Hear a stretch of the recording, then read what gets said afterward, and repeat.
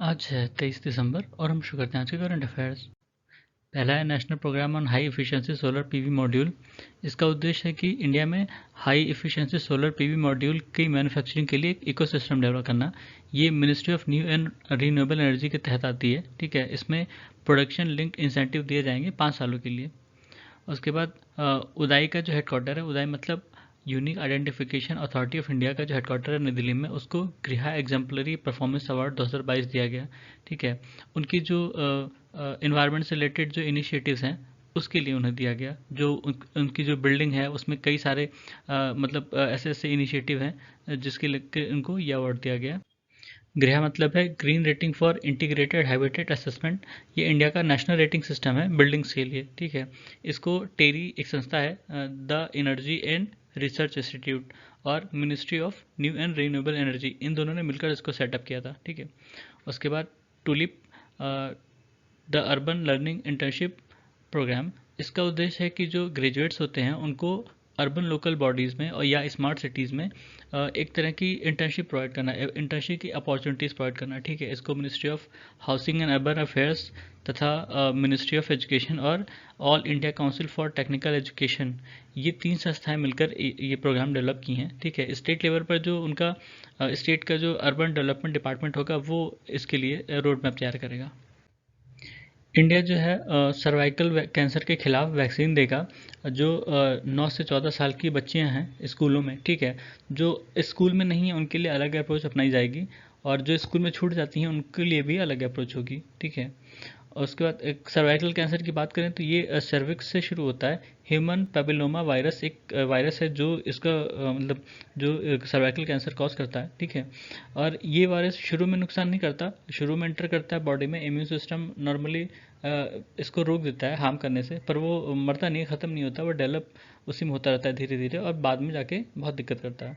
ठीक है, और इंडिया में जो सर्वाइकल कैंसर है वो सेकेंड मोस्ट कॉमन कैंसर है इंडिया में। पहला ब्रेस्ट कैंसर है। ठीक है, और ग्लोबल डेथ की बात करी जाए तो इंडिया में 1/4 ग्लोबल डेथ होती है सर्वाइकल कैंसर के तरह, मतलब सर्वाइकल कैंसर के केसेस में।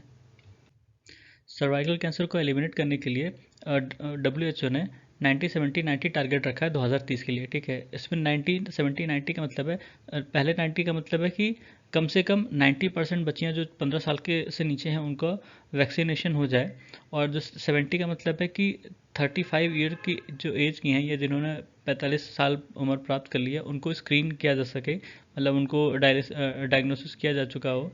और अगले 90 का मतलब है कि जिनको भी मतलब सर्वाइकल कैंसर है उनको ट्रीटमेंट हो, 90% उसमें से जो है उनको ट्रीटमेंट मिल रही हो। ठीक है, उसके बाद इंडियन नॉलेज सिस्टम, ये इनोवेटिव सेल है मिनिस्ट्री ऑफ एजुकेशन के अंडर में नई दिल्ली में। ठीक है, इसका उद्देश्य है कि जो इंटरडिसिप्लिनरी रिसर्च होते हैं इंडियन नॉलेज सिस्टम पे, उसको बढ़ावा देना।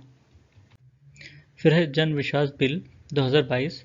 ये ईज ऑफ डूइंग बिजनेस को बढ़ावा देने के लिए ये बिल लाया गया। कई सारे प्रोविजंस जो ऑलरेडी एग्जिस्ट करते हैं जिनके कारण हर्डल्स आते हैं बिजनेस करने में, ठीक है, उनको डाइल्यूट करने या उनको हटाने के लिए ये बिल लाया गया है। जैसे section 66A information technology act का। ठीक है, कंपनीज एक्ट में ऐसे कई सारे प्रोविजंस हैं जिसमें छोटे छोटे माइनर ऑफेंस पर ही जेल के प्रोविजंस हैं। ठीक है, या बहुत हार्श पनिशमेंट हैं। ठीक है, तो उसको डाइल्यूट करने की बात की गई है। उसके बाद एडजर्नमेंट सिन डाई। एडजर्नमेंट सिन डाई का मतलब होता है कि पार्लियामेंट की सिटिंग को इनडेफिनेट टर्म के लिए टर्मिनेट कर देना। ठीक है, इसमें कोई भी ऐसा मतलब ये नहीं बताते हैं कि कब दोबारा ये मिलेंगे। नॉर्मली जब एडजर्नमेंट होता है तो वो बताते हैं कि हम इतनी देर बाद या इतने बजे मिलेंगे। ठीक है, पर एडजर्नमेंट सिन डाई में ऐसा नहीं होता। जो प्रिसाइडिंग ऑफिसर होते हैं वही एडजर्नमेंट सिन डाई करते हैं।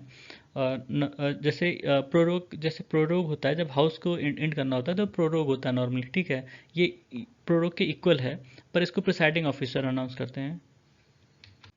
फिर है कार्बन बॉर्डर एडजस्टमेंट मैकेनिज्म और carbon border tax. European union ने स्ट्रिक्टर एमिशन स्टैंडर्ड लाए हैं जिसमें उन्होंने कहा है कि जो कार्बन इंटेंसिव इंडस्ट्रीज़ हैं उन पर वो एक पॉल्यूशन प्राइस लगाएंगी। अभी इन्होंने iron, steel, cement, aluminium, fertiliser, electricity production और हाइड्रोजन पर ये पॉल्यूशन प्राइस लाया है। ठीक है, जो क्रिटिक्स हैं वो कह रहे हैं कि ये एक तरह का प्रोटेक्शनिस्ट डिवाइस है जिसमें वो अपने जो उनके लोकल इंडस्ट्रीज़ हैं उनको फॉरेन कंपटीशन से बचाने के लिए एक तरह का ग्रीन प्रोटेक्शनिज्म यूज़ कर रहे हैं। ठीक है, उसके बाद है यूरोप में उन्होंने यूरोप में एक नई बैटरी टेक्नोलॉजी लाई गई है जिसमें वो सैंड को थर्मल एनर्जी स्टोर करने के लिए यूज़ कर रहे हैं, ठीक है, क्योंकि वहाँ पर अभी बहुत ठंड पड़ती है। तो सेंट्रल हीटिंग सिस्टम यूज़ करते हैं जिसमें वो नेचुरल गैस का इस्तेमाल करते हैं हीट करने के लिए, हीट फ्यूल की तरह, ठीक है। अब उन्होंने उसको रिप्लेस करने की कोशिश की और उसमें सैंड इस्तेमाल किया है। उसको बहुत टेम्परेचर पे गर्म करते हैं और वो सैंड जो है वो उस हीट को रिटेन किया रहता है काफ़ी दिन तक। Sand battery, polar night energy एक कंपनी है फिनलैंड की जिसने सैंड बैटरी बनाया है, ठीक है। इसमें इन्होंने क्या किया कि 40x7 मीटर के कंटेनर में 100 टन से ज़्यादा सैंड भर दी है, ठीक है, रिसाइकल्ड सैंड है वो। और वो उनको 600 डिग्री सेल्सियस तक गर्म करते हैं, ठीक है। इलेक्ट्रिसिटी से जो उनके यहाँ विंड टर्बाइन और सोलर पैनल से एनर्जी जनरेट होती है उससे उसको गर्म करते हैं। फिर इस जो साइलोज हैं यहाँ से वो जो गर्म पानी है वो छोड़ा जाता है सेंट्रल हीटिंग नेटवर्क के थ्रू, और वो जो उनके यहाँ जितनी भी बिल्डिंग उससे जुड़ी हैं उनको वार्म करती है, ठीक है। उसके बाद ओशन और फ्रेश वाटर बॉडीज़ का एसिडिफिकेशन तब होता है जब जो एटमॉस्फेयर में एक्सेस कार्बन डाइऑक्साइड है वो उसमें एब्जॉर्ब होता है, ठीक है। और इसके कारण से कार्बन डाइऑक्साइड के ऑब्जॉर्प्शन के कारण क्या होता है कि जो पीएच लेवल होता है वो कम होता है। पीएच लेवल जब 7 से नीचे होता है तब उसको एसिड कहते हैं, ठीक है। अगर 7 से ज़्यादा है तो वो बेस हो जाता है, न्यूट्रल होता है 7 पे। तो national oceanic and atmospheric administration जो यूएस गवर्नमेंट की संस्था है, इसने बताया कि पिछले 200 सालों में जो ओशियन का वाटर है वो करीब 30% ज़्यादा एसिडिक हुआ है, ठीक है। अभी इन्होंने नई रिसर्च में पाया कि जो इनके यहाँ ग्रेट लेक्स हैं वो भी एसिडिक हो रही हैं धीरे धीरे। ये इनके लिए थोड़ा सा शॉकिंग था क्योंकि ये कॉमन सी बात है कि ओशियंस जो हैं वो ज़्यादा एब्जॉर्व करते हैं कार्बन डाइऑक्साइड, लेकिन अगर फ्रेश वाटर बॉडीज जैसे ग्रेट लेक्स हैं अगर वो भी एब्जॉर्व करेंगे तो ये प्रॉब्लम हो जाएगी फ्रेश वाटर के लिए, उसकी कमी हो जा सकती है।